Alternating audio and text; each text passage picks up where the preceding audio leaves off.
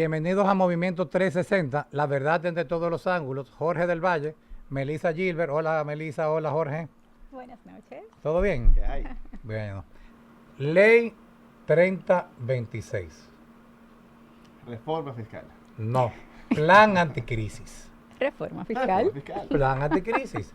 Lo que pasa es que me mandaron a hacer una tarea y me di cuenta que la ley 1192, que es la que promulga el Código Tributario, se hizo con la Constitución del año 1966, cuando no existía o no estaba contemplada en ella la ley orgánica del Código Tributario. Por vía de consecuencia, no se necesita necesariamente las 2/3 partes para que esto se convierta en una ley orgánica. Puede pasar perfectamente bien. No sé qué opinan ustedes al respecto. Como de hecho pasó. Como de hecho Como pasó. de hecho pasó. Y nadie lo ha criticado, nadie lo ha visto con malos ojos, ni mucho menos. Sin embargo, creo que fuera de cámara tuvimos ese debate de si está modificando el Código Tributario, debería ser una ley orgánica. Mira, sí. Claro, lo que pasa es que el debate vendría porque el Código Tributario sí es una ley orgánica. Ahora, realmente eso es lo que importa sobre esa ley. Yo creo que todo lo que afecta. Podría ser inconstitucional. Lo que pasa es que el Código Tributario en el tiempo se ha ido modificando por leyes también de reformas fiscales en gobiernos anteriores, en reformas anteriores. Entonces, esta ley viene siendo igual que las demás. Y no ha habido, por ejemplo, la última fue la del 2013, la 252-13, si mal no recuerdo. Así es. Que fue una ley bastante integral y tocó muchas aristas. ¿Te gustó? Ninguna reforma fiscal a mí me gusta. Es que esto no es una reforma fiscal. Esto es un plan que nace a raíz de la crisis que vive el mundo. Mira, yo creo como tú que no es una reforma. Porque para mí, reforma implica modificar todo el andamiaje tributario, para bien o para mal. Yo creo que esto sencillamente es un paño con pasta. Ahora, ciertamente, todo lo que modifique el Código Tributario es una reforma tributaria. Si vamos a la acepción clásica, si se quiere. Así es. Sí. Por lo cual, pudiéramos llamarlo reforma. Se puede llamar plan anticrisis, eso es... Realmente el gobierno... Es un concepto. Es un eufemismo. El gobierno realmente lo hace bien porque no quiere llamarlo reforma porque el último intento que tuvieron en septiembre del 24... Con el nombre de reforma. Con el nombre de reforma fue nefasto para ellos. Sí. Y hubo que tumbarlo eso. Pero en verdad, perdón, en verdad se está reformando el Código Tributario. Ahora, miren, eso lo discutimos en parte con Denis Manzanillo. Tremendo programa. Tremendo programa. Muy buen profesional. Claro. Saludos a Denis de nuevo y lo esperamos pronto. El tema básico, ¿qué yo veo?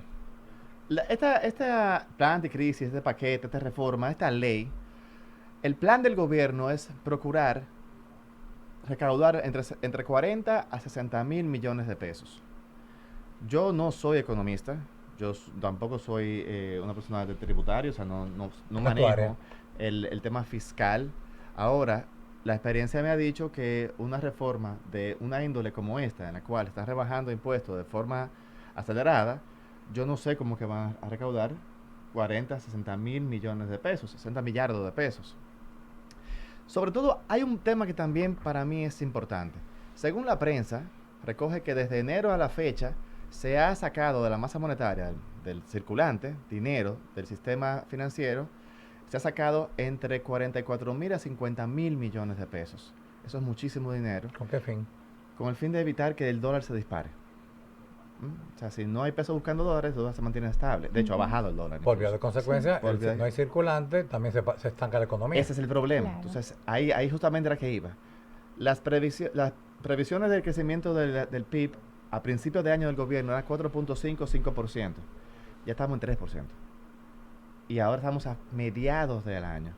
Con esta situación, esta ley, que lo que hace es un poco también retrotraer el medio circulante, pues o el gobierno acelera la inversión pública o sinceramente ahí tendríamos que llamar a otro economista que nos diga cómo esto va a mejorar y acelerar la economía.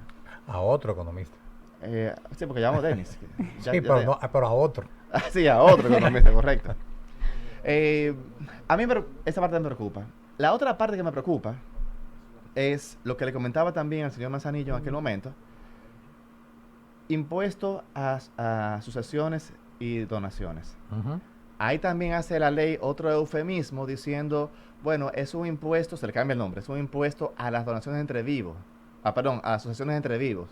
Eso, hasta donde yo estudié, César, hasta ese día. Hasta hace poco, eso es una liberalidad. Y liberalidad es donación, Claro. entre vivos. Claro. Antes tenía entre 25 y 27%, ahora se reduce a un 3%. ¿Qué es lo peligroso de eso? Bueno, pues entonces que las personas con mayor capacidad económica van a tener la capacidad de decirle a sus hijos, sus familiares, Heredar a en quien vida. sea, de que puede heredar en vida. Y va entonces, pero no solamente esa persona, yo puedo hacer un testamento dejándole a Melissa un bien, también en vida, y eso es una sucesión en vida, que yo no sé lo que es realmente. No, no es una sucesión porque no es No, hacia pero tu- bajo la ley actual, quiero decir, es una Ok. sucesión en vida. Lo que se promulgó ayer. Lo que se promulgó Ayer, ante el miércoles. Correcto. Eso El lunes. El no, jueves. no solamente es que va a desnaturalizar el sistema tributario desde mi punto de vista, repito, no soy experto en eso, sino que además va a generar distorsiones en transparencia. En vez de ser una venta ahora que yo haga contigo, César, yo te hago un testamento y te lo dejo en vida eso. Y ya yo no tengo que demostrar, como establece la ley 155.17 sobre lavado de Ahí va a activos, mencionar ahora mismo. yo no tengo que demostrar que tú me hiciste transferencia de ese dinero. Yo te lo dejé en vida. O sea, ese eufemismo para mí es no solamente contraproducente respecto a los impuestos, como le decía el señor Manzanillo. Hay economistas en el mundo que establecen que cada vez que se reduce eso, se genera una distorsión en cuanto a la desigualdad. Aumenta la desigualdad, porque eso solamente beneficia a los ricos. Es que además, la transparencia en las obligaciones de transferencia de inmuebles, que la Dirección General de Impuestos Internos tiene desde el año 96 velando porque se haga de forma correcta, ahora se retrocede. ¿Cuánto va a recaudar ese impuesto? ¿Cuánto recaudaba antes? No sé. ¿Cuánto va a recaudar ahora? Cero. Cero. Bueno, 3%. Un 3%. Bueno, con relación a ese Quizá más. punto. Está bien, Claro. pero muy bien. Yo te voy a testar a ti, César, ahora, en vida, que el inmueble de mi casa vale 100 pesos. Ok, La dejé y no puedo decir nada ahora. estás hablando de lo negativo. Pero en Pero- eso me estoy enfocando en este momento. Pero vámonos por parte, chicos. Sí. Vámonos por parte. Por favor, sé mediadora. Porque es muy interesante el tema, pero vamos a hacer una pausa y luego vamos a ir viendo cada una de esas disposiciones nuevas que ha introducido esta ley pro crecimiento.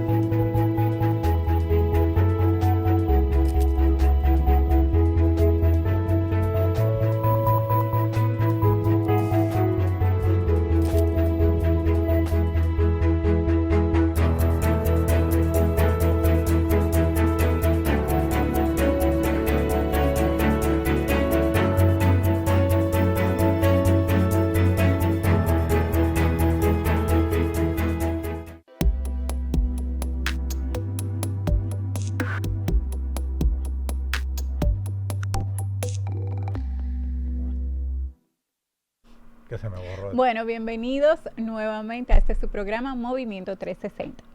Y en la noche de hoy, ¿qué vamos a hacer? Vamos a analizar esta, como yo le llamo, ley de reforma fiscal. Y también tú, bruto. También, también Es que yo. no es una ley de reforma fiscal. Pero, ok, lo más importante, lo que le interesa a nuestro público en realidad es saber cuáles fueron esos aspectos que benefician en realidad a la población, los que no, los que se consideran mayor carga y cuáles son esas cosas nuevas que está implementando. Entonces, ¿qué les parece si, por ejemplo, vamos a Adelante. evaluar cómo afecta a las personas físicas? Entonces, importante, chanananán, el impuesto sobre la renta que todos tenemos que pagar. Pero nos beneficia, ¿no? Vamos con el impuesto sobre la renta. No he dicho nada. Vámonos con el impuesto sobre la renta. Sabíamos que había una escala, existía ya su escala normal, donde se hacían las retenciones o los descuentos de un 15, un 20 y un 25%. Pero ¿qué pasa? Que ahora mismo, a partir de cierto monto, no solamente hay una retención del porcentaje, sino que hay que pagarse un monto adicional. Por ejemplo, quien ganaba 500,000 pesos al año, ¿verdad? Pasa a estar exento. Antes pagaba ese 15%, ahora no paga nada. Ahora, quien gana 5 millones de pesos, paga el 27% del excedente de 4.8. Entonces, todavía está pendiente lo del tema de la indexación que se ha propuesto por diferentes militantes del partido político, de que se indexe ese... A llevar los 52,000. Sí. Que en un análisis rapidito que acabamos de hacer ahora, que yo vi tratando también de hacer el análisis principalmente para los salarios que corresponden a la clase media, estamos pagando más. Sí o sí, estamos pagando más. Entonces... ¿Cuál es el plan del gobierno? Que, bueno, recaudar 40,000 o 50,000 recaudar, millones de pesos. pero a mí me llama la atención que la recaudación se está haciendo por una situación internacional que ahora mismo estamos viviendo, que venimos arrastrando hace unos meses, y la situación actual, donde a principio de año hubo un llamado de austeridad, ¿verdad? Que la gente lo ha discutido, si efectivamente ha sido así, si no. Yo doy fe y testimonio de que ha sido así. Ok. Ahora, ¿hasta cuándo efectivamente vamos a tener estos impuestos? Hay algunos que, en el caso, por ejemplo, de las grandes empresas, que ya veremos más adelante, que se desmontan. Otros también que tienen que ver, por ejemplo, con el seguro de vida, que se desmontan y ya quedan exentos. Pero si esto es por una situación momentánea, porque hay que extenderlo tanto indefinidamente, o no tanto, indefinidamente. Bueno, discúlpame que te interrumpa, Melissa. En el programa con el licenciado Manzanillo, con el doctor Manzanillo, Jorge hizo esa misma pregunta. Aquí se impuso una ley de anticipo que se supone que era transitoria en el gobierno de Leonel Fernández. No, con Hipólito. Leonel lo mantuvo. Lo mantuvo, Bien. sí. Bueno, o sea, peor, más tiempo. Todo era transitorio. Y todavía sigue. Y todavía se mantiene. O sea, Se ya mantuvo. ya es fijo. Exactamente. O Ya sea, se se fijó. mantuvo. entonces, Se fijó en igual, varias lo único reformas que y la cambió- última cumplió reforma 18 años y ya sacó su cédula. Sí. Seguro. A eso me estoy refiriendo. Sí. Y se supone que era transitorio. A lo mejor No, esto más, pasará. 24 años, fue en el 2002. Sí, Se pudo haber casado. Sí, sí. Pero a eso me refiero, o sea, comienzan las cosas como transitorias, al final del día el gobierno depende necesariamente de esos ingresos y tiene que dejarlo, es difícil de montarlo. Es que ahí voy, César. O sea, ¿cuánto hace falta? ¿40 millardos de pesos? No. Hacen falta, según la última reforma, 240 millardos de pesos. Pero no, es imposible que el gobierno no asuma esos 240 millardos de pesos. Muy bien, ok, ahí vamos. Si tú vas a hacer una reforma que necesariamente va a ralentizar más la economía, haz una reforma fiscal integral. Porque esto lo que va a hacer es un efecto pernicioso desde el punto de vista, se está sintiendo ya, en la economía porque se paran las inversiones. Hasta que se sepa cómo la DGI va a aplicar cada uno de esos impuestos. Correcto. Por lo menos un mes se paran las inversiones. Si vas a hacer eso y el efecto es conocido ya en toda reforma fiscal, ¿por qué no se hace una reforma fiscal que sea integral o por lo menos más amplia? Conjuntamente con la reducción del gasto. Es verdad que se ha reducido el gasto, pero el gasto real no se ha reducido. ¿Cuál es el real y cuál es el...? El gasto corriente, mira, nómina, contrataciones, ese gasto, de hecho, economistas importantes como Mercedes Carrasco ha denunciado que está creciendo, que no se ha reducido, sino que no solamente no se ha reducido, sino que está creciendo. Y Tendy Manzanillo también lo dijo aquí, por supuesto, es la fuerza del pueblo. Pero realmente esa nómina no ha bajado. Y en un análisis que se hizo para la otra reforma, se establecía que si se bajaba la nómina a nivel del 2019, pues entonces la nómina de los gastos corrientes, se ahorraban unos 100 mil millones de pesos. No sé si es verdad ese monto, pero se ahorra un gran dinero. El gobierno necesariamente debió pensar, ok, vamos a bajar gastos, aumentar ingresos y aumentar también el gasto público. Aquí discutimos... ¿Qué es el gasto de capital? Que es el gasto correcto de capital. Aquí discutimos las encuestas, o la encuesta Gallup. El gobierno ha bajado en los últimos 2 años de 57% a 30%. Por lo menos el PRM, a 30%. Como partido. Como partido. Eso quiere decir que hay un malestar fuerte de la población respecto sobre todo de la economía, porque la misma encuesta Gallup establece que hay un malestar terrible de la población respecto a la economía. Si este año se le sacó 44 mil, 50 mil millones de pesos a la economía, si a eso además tú le vas a sacar del bolsillo de los dominicanos 40, 60 mil millones de pesos más, pues entonces quiere decir que vamos a terminar el año con un crecimiento aproximado de 2.5%. ¿Comparándonos con qué país? No, a ver, tú que manejas mucho las comparaciones con otros países, ¿qué otro país ha reducido sus ingresos a ese nivel? Panamá, que es con quien competimos, Perú. Tú dices que es el medio circulante. Sí. Esa medida, yo no soy economista, esa medida es... Pero mucho mejor que cualquiera otro. Esa medida es normal en todos los países cuando hay picos de inflación, pero eso es otro tema. El Banco Central ha establecido que la inflación está por encima de la meta. Es decir, aún se redujo todo eso, la inflación está por encima de la meta. Era 4.5, está en 5.6. Cierto que el tema Irán afecta. Es verdad, claro, que afecta. Yo no voy a discutir que no afecte. Pero está por encima de la meta, aún sacando todo ese dinero del medio circulante. ¿Tú querías decir algo? No. Yo lo veo súper interesante, pero creo que si vamos viendo también los demás impuestos. Es que no, te emociona. Yo sé que quizá podemos llevar. El economista escondido que hay en mí. Sí. Sí, me escucharon mi esposa. Bueno, un punto también importante, continuando con el impuesto sobre la renta, es que para los profesionales independientes antes había una retención de un 10%, aumentó un 15%. Eso sí es fuerte.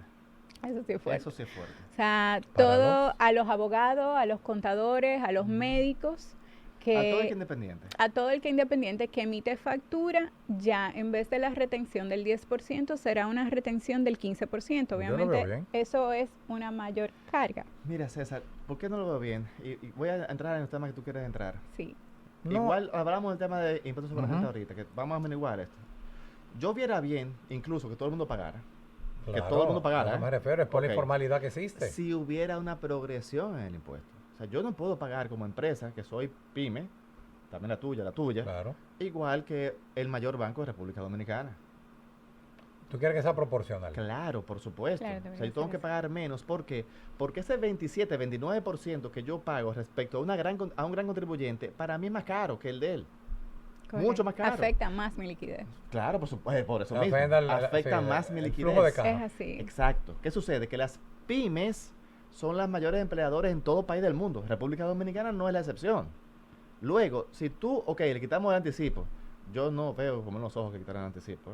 Yo lo que veo es, lo que hubiera visto con buenos ojos es que se redujera el impuesto sobre la renta de las pymes, o se hiciera progresivo, pagaran anticipo, porque al final de la jornada es como si fuera un ahorro para el año siguiente. Es así, yo estoy de acuerdo contigo, sí. No quitarme el anticipo. Individualizarlo, porque al final del día la MIPYME una gana más que otra tiene pérdida y aún así tiene que pagar anticipo. Claro, ¿entiendes? Ese es el problema. Entonces, yo no veo con malos ojos que se pague.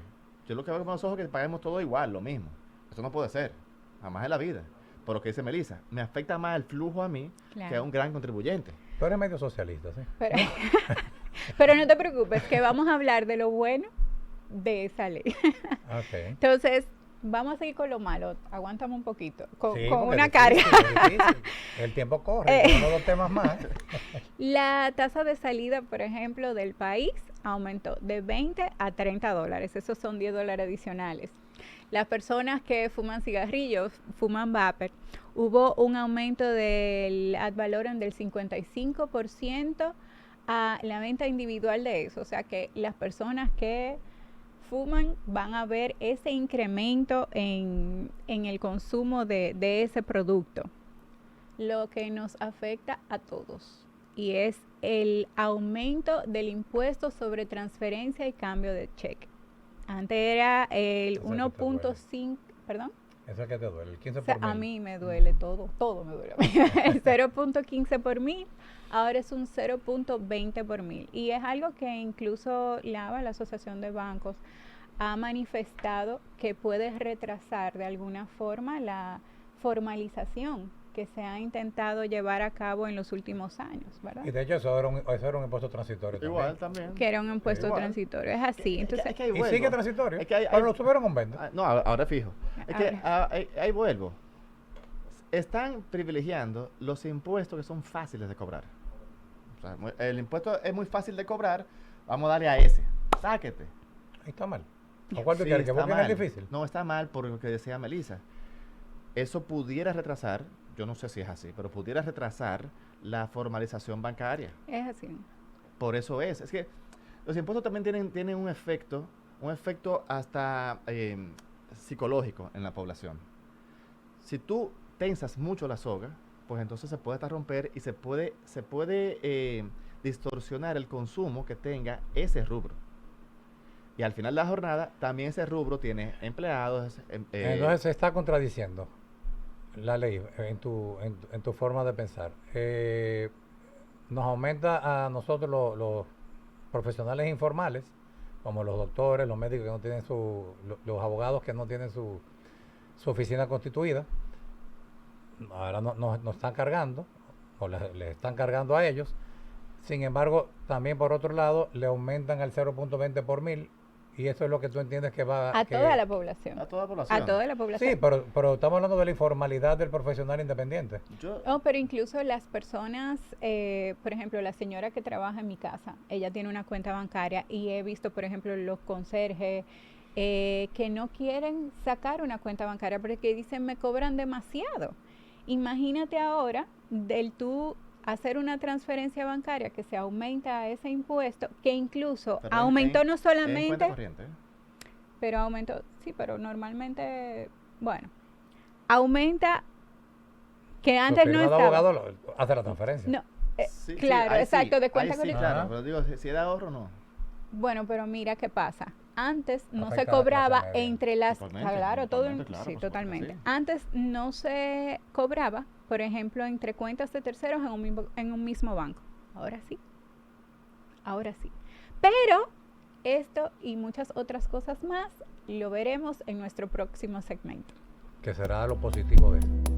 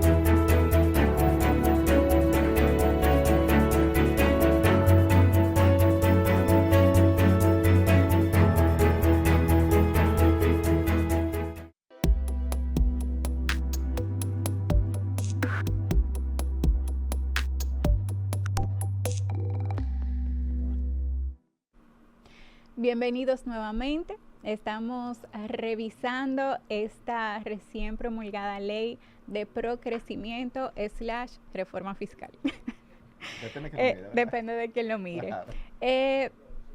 Vamos a tocar ya en los segmentos pasados, tocamos un poquito sobre esas medidas que afectan el bolsillo de la población, afecta a todos los niveles, o sea, la clase más humilde, la clase media, la clase alta. Entonces vamos a tratar de enfocarnos quizá un poquito más en esas modificaciones, ¿verdad? Que son nuevas y que son positivas o beneficiosas para la población. ¿Qué es algo nuevo que ahora está dispuesto por ley? Bueno, hay una amnistía fiscal, antes no existía formalmente. ¿Y qué va a pasar ahora con esta amnistía fiscal? Se pone el pago del impuesto más un año de recargos e intereses entre supuestos. Está la deuda en recursos activos, las personas morosas ya que tengan una sentencia de las cosas juzgadas y las declaraciones omitidas. El pago de estos acuerdos es por un máximo de 12 meses. Entonces, tenemos también algo muy bueno, que es el recargo moratorio. Se queda en un 3%, pero hay un tope hasta el 100% del tributo adeudado. Ustedes saben que esa mora antes subía hasta que Dios quisiera y podía ir muchísimo más a ese 100%. Hasta, sí, totalmente. Pero hay una cosa muy interesante que antes no existía en relación a los acuerdos de pago. Ya cuando vamos a hacer un acuerdo de pago con la DGI, tienen que darse una serie de requisitos y eso está en que hay que pagar el 15% del inicial de la deuda total. Hay que dar una garantía, ¿ok? Una garantía personal. Se tiene que establecer por el plazo que les comenté anteriormente de esos 12 meses y no se puede dejar de pagar si se deja de pagar cuota 3 meses consecutivos. Ya ustedes saben que la DGI tiene todo el derecho de accionar y ejecutar las garantías dadas. Pero eso estaba de antes. Lo del otorgamiento de la deuda obligatoria. Que adquiriera la autoridad de la cosa irrevocablemente juzgada. Está bien, pero la DGI siempre tuvo la capacidad de poner garantía de hacer embargo. O sea, totalmente. Es un método Sí, muy expedito. pero lo hacía de manera retentiva, pero no, también lo podía hacer. Después que pasaba todos los recursos. No, la DGI tiene capacidad, es expedito lo de DGI. Sí. Es un crédito privilegiado. Entonces, también hay un tema nuevo que es la consignación del monto adeudado sin aceptar la deuda y dice que el contribuyente puede pagar y recurrir simultáneamente. Entonces, se supone que ese pago o esa consignación no implica una aceptación ni tampoco la renuncia al recurso que pueda tener el contribuyente. Es una regresión, ¿Perdón? Es una regresión, eso es lo que se llamaba antes sol de repente. ¿Y en qué segmento que vamos a hablar de lo positivo? No, perdón. Yo no tengo mucho positivo que hablar. Uno positivo, los seguros de vida. Ustedes saben que se paga un impuesto por los seguros de vida, pues ya eso se va a ir desmontando. Y lo malo. El que tenga seguro de vida. El que tenga ¿Quién puede hacer con seguro de vida? No, señores, hay gente. No, entonces, vamos a ver. Aquí del grupo, del equipo, ¿quién tiene seguro de vida? Perdón, señores. No. Hay muchas personas en empresas que se le da la opción de tener seguro de vida pagando un monto mínimo. Altos ejecutivos. No, incluso, no necesariamente. De verdad que no, porque conozco personas que sí contratan su seguro de vida, que incluso les ayuda con los temas de los gastos fúnebres, los gastos finales. Quizá los seguros de vida a lo que ustedes están pensando no son los seguros de vida de otra persona, pero sí existe. Y hay una eliminación, no se elimina inmediatamente, pero hay un desmonte. El tema del impuesto de transferencia inmobiliaria, ustedes saben que para hay un 2% para el registro de las hipotecas que se hace en los inmuebles. Entonces, eso ya se reduce y eventualmente se va a eliminar. Tengo que entendido desde el 2028 se elimina, pero se reduce. No, la hipoteca. El de la hipoteca, el de registro, exactamente. Otra cosa, se elimina el impuesto al fósforo. ¿Tú ves? No sé. ¿Tú ves? Eso Eso es algo. No, no te Eso jures. No, no me estoy para la por... población, No, ¿entiendes? no me estoy... Ok. Señores, gracias por... No. Vamos al tema, o sea, se elimina el impuesto al seguro de vida. Bien, Melissa, yo sé que hay empresas así, no son todas las A empresas. la constitución de compañía también. Ahí voy, no son todas las empresas, son los altos ejecutivos, son las personas que pueden pagar eso, no son todo el mundo, o sea, eso no va para la población. Uno, dos, las hipotecas. Yo creo que todo el mundo está de acuerdo con eso. Yo no estoy de acuerdo con eso. ¿Por qué? Porque si bien es cierto, yo también tengo una hipoteca, si bien es cierto que hay que agregarle el 2% de ese valor al préstamo que tú tomas y que puede ser complicado eso, yo hubiera preferido 1000 veces que la tasa de interés, dejar la hipoteca en 2% y la tasa de interés bajara a un 8%. No en un mundo perfecto, Jorge. No, solamente- muy En perfecto otro no. país. No, Porque no, es que no perdón. tiene nada que ver Tenemos una tasa de cosa con interés más otra. alta en América Latina. ¿Cómo? No tiene que ver, el 2% de la hipoteca no tiene nada que ver con la tasa No, de no, yo interés. estoy diciendo que el gobierno hiciera un esfuerzo para ir a lo que realmente importa. Bien, ¿a quién beneficia ese 2%? Más que a la población llana, también a los grandes capitales que se apalancan Claro. con hipotecas para hacer sus inversiones. Es para eso, viejo, que viven apalancándose totalmente. Justamente eso. Y cuidan sus inmuebles. Claro, y no un tema de socialismo o no. Es que esta reforma no fue pensada para la población. Como nada de este gobierno. Esta reforma no fue pensada para la población. Pero hemos ayudado en algo aquí. Bien, tú vas a recaudar, si se recauda, 60 millardos de pesos. Bien, eso soluciona el problema de República Dominicana. Pero lo amaina, ¿no? La amainan este año. Amainan por un año eso. Volveremos a lo mismo de nuevo. El problema dominicano es serio. O sea que tú estás de acuerdo con la posición del doctor Fernández y de su hijo Omar, de que no se debió contemplar este plan anticrisis bajo ningún concepto. O sea, ¿estás de acuerdo con la posición de la oposición, de esa parte de la oposición, de que este plan anticrisis no se contemplara? Lo que pasa es que estoy de Yo acuerdo. tampoco hicieron una propuesta. Estoy de acuerdo en, sí, le preguntamos a Manzanillo eso. Estoy de acuerdo en que este no era el momento para hacerlo. Y no por el tema de Irán, ¿eh? Es que se había ralentizado, ellos mismos ralentizaron la economía sacando esa masa monetaria. Tú tienes una economía ralentizada, ya en 1.5 puntos porcentuales, menos de lo que, de crecimiento proyectado, menos de lo que tú habías proyectado a 6 meses ya. A la mitad de año, tú lo bajas a 3%. Si tú ralentizas la economía de esa forma y le metes una medida también regresiva, evidentemente la economía no va a crecer, no va a despegar. O sea, tú dejarás el dólar libre, no lo controlaras. Yo no dejaré nadie dejará el dólar libre. Ahora, como han dicho otros economistas, tenerle un miedo excesivo al dólar también es contraproducente, porque tú frenas la economía. Y hay una población ahí que está exigiendo adquirir bienes y servicios, y si no hay medio circulante para eso, evidentemente no lo va a hacer. Por vía de consecuencia, la construcción se va a parar. Como se ha parado y aumenta la pobreza. Ese es el problema. Y aumenta también la vulnerabilidad, porque hay personas que están en clase media baja, que están en la franja de vulnerables. Sí. Si tú tienes 2 años creciendo 2%, o 1.8, 2%, depende de quién lo vea, pues entonces esa vulnerabilidad reverbera, aumenta. Y tienes, con cualquier tosecito, que el país tosa nada más, ya tú tienes, esa franja pasa a pobreza. Ese es lo peligroso del tema. Ok. Bueno, pero algo bueno.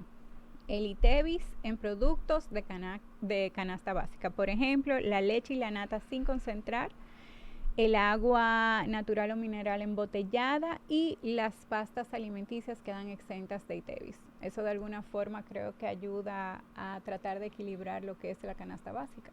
O sea, que viene en beneficio Si nuestro. lo vemos porcentualmente, y ahí voy a hablar inclusive hasta en contra de mi propia tesis, no creo que sea algo significativo En absoluto. con relación a la cantidad de cosas negativas que ustedes han dicho. En Debe haber otra cosa. No.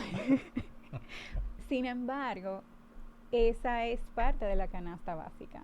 Entonces, mucha gente agua en botella? consume, ¿El agua no, en botellita? Bueno, el agua en botellón. No, en botellón Aquí no, todo el mundo vende en botella. En botellita. Pero la pasta, la leche. La pasta sí, también Y la la leche, leche evidentemente, también. claro, sí, eso sí. O sea, Pero en cuanto va a... dice exención del ITEVIS. ¿Tú sabes lo que tenemos que hacer? Alguien que nos segregue cuánto el gobierno piensa recaudar por cada medida, para ver si es verdad que vale la pena, y si es verdad que van a recaudar 60 millardos de pesos. Con 40 es más que suficiente. Porque ese es su target, de 40 a 60. Siempre busca 60. Pero Siempre busca como tú 60. muy bien dices, vamos a traer unos invitados, unos economistas de verdad, así como el doctor Manzanillo, que nos puedan dar detalles segregados de con Sí. esto nos vamos a ganar 20 pesos. Y Eso es con lo que esto tienen que hacer, 40 claro. pesos.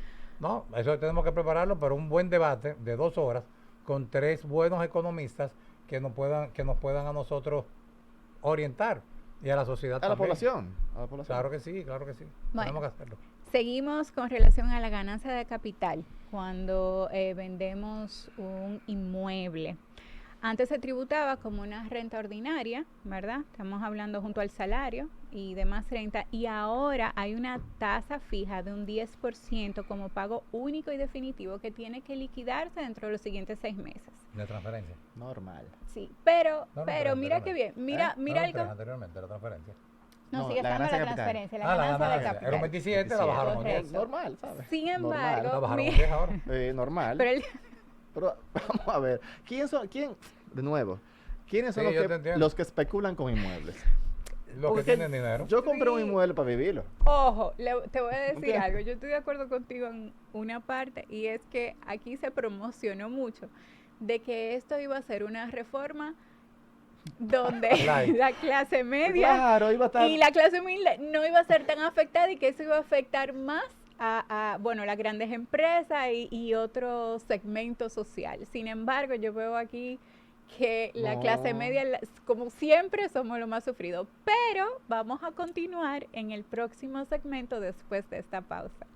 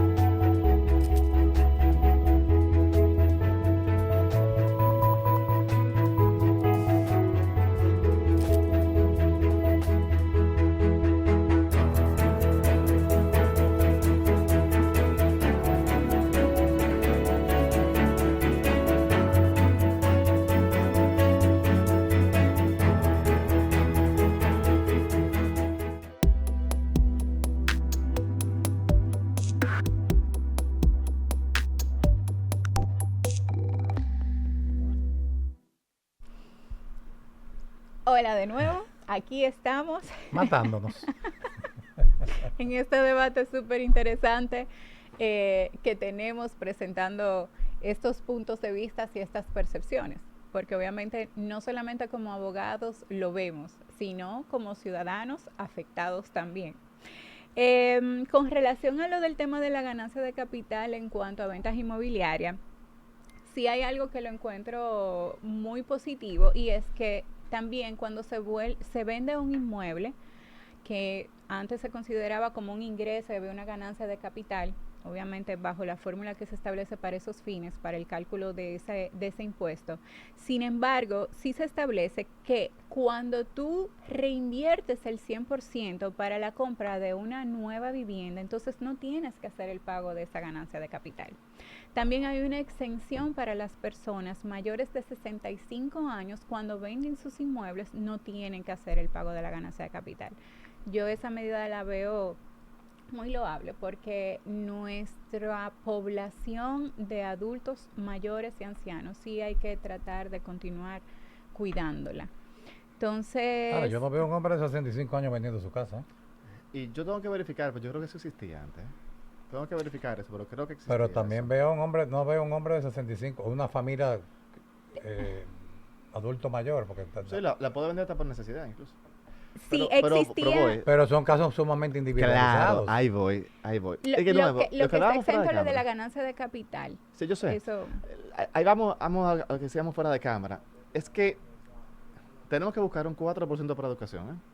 Tenemos que buscar tanto para la justicia. Trajimos una magistrada aquí y luego el ministro Díaz ha dicho que, Magín, ha dicho que ciertamente esos reclamos se van a atender desde el Palacio.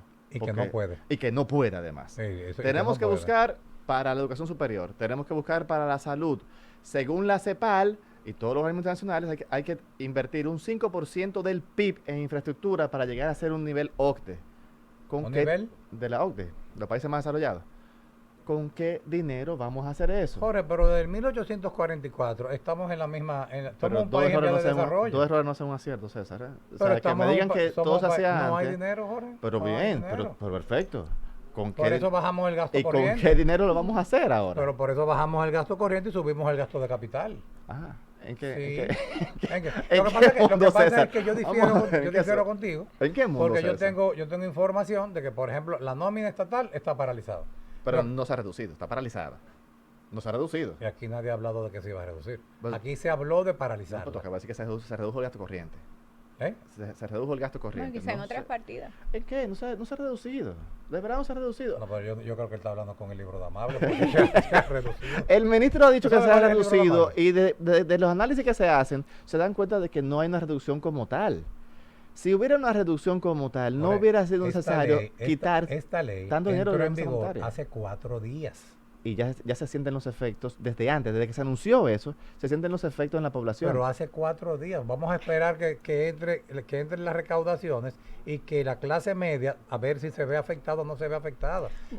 Vamos a darle una oportunidad al presidente, que él lo está haciendo de una Pero manera loable. se ha dado 2 periodos de oportunidad al presidente y la misma población lo está castigando con las encuestas. Bueno, pero continuando con este interesante debate, al final es como, sí, estoy de acuerdo con lo que dice César, hay que esperar cómo se va a desarrollar esto, independientemente de que sí hay cierta aprensión ahora mismo en la sociedad, pero mucho va a depender de cuáles van a ser esas medidas e incluso esas normas complementarias que deberán emitirse para aplicar esta ley.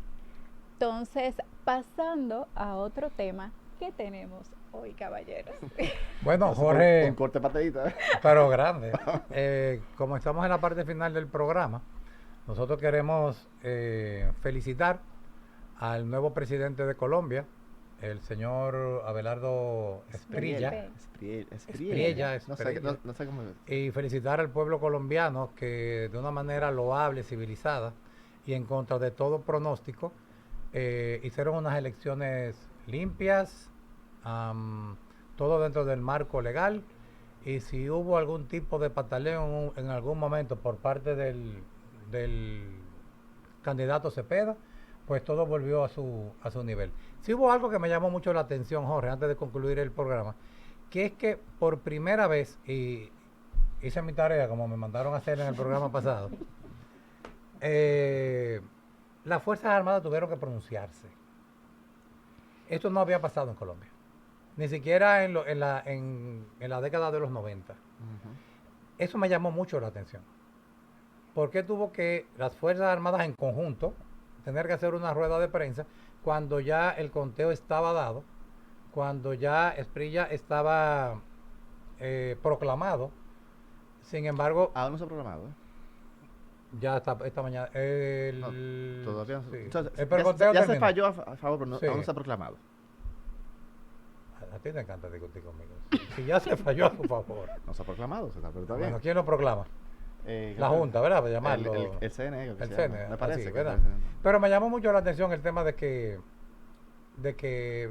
las Fuerzas Armadas tuvieran que tener una intervención cuando regularmente no son civil y de hecho decir cuál sería el plan en caso de que el actual gobierno que sale del poder no quisiera entregar. Eso de verdad que a ver, en lo personal pienso que a explicación no pedida, culpa manifiesta. ¿Quién lo mandó a hablar si nadie había hablado de eso? Por lo menos no a nivel internacional. Pero eso es algo que podemos dejar para otro programa que sería bastante interesante. A ustedes, ciudadanos, Santo Domingo, en la diáspora, y este mensaje sí va para la diáspora. Dense cuenta cómo la población colombiana fue que tomó la decisión, los de la diáspora colombiana tomaron la decisión de quién es el actual presidente de la República Hermana de Colombia. Les invito que para el 2028, todos los que viven en el este de los Estados Unidos, que si mal no recuerdo, andamos por 1.3 millones de votantes, les recuerdo que pueden hacer la diferencia. Pueden hacer la diferencia aquí y que bajen los niveles de abstención, que en el año 2024, en las últimas elecciones, para las municipales fue de un 55% y para las presidenciales fue de un 53%, si mal no recuerdo. Contamos con ustedes, los esperamos aquí y queremos verlo el próximo sábado, o que ustedes nos vean a nosotros el próximo sábado a la misma hora por Super Canal. Pasen buenas noches.